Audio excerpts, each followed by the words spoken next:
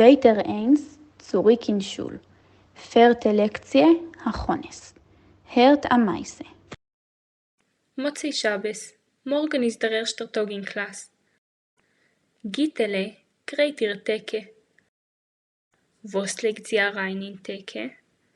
Die Farben, die Heften, die Klassieren, die Bücher und das Schreibkästel. In Schreibkästel sind da der Bleier, der Mecker, die Viere, die Scher, die Klepp und die Pen. Gittele schreibt in ihr Heft die Heimarbeit.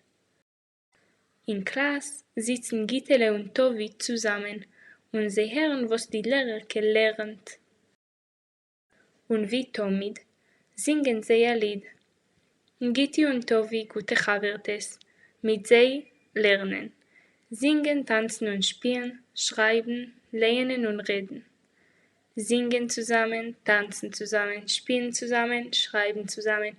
Singen, tanzen, spielen, schreiben, alle zusammen, alle zufrieden.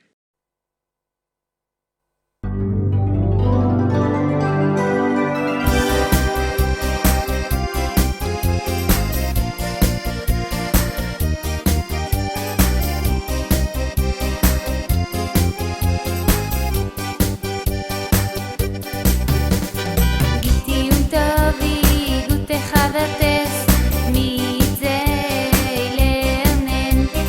Singen, tanzen, spielen, schreiben, lernen und reden. Gitti und Tovi, gute Chavertes.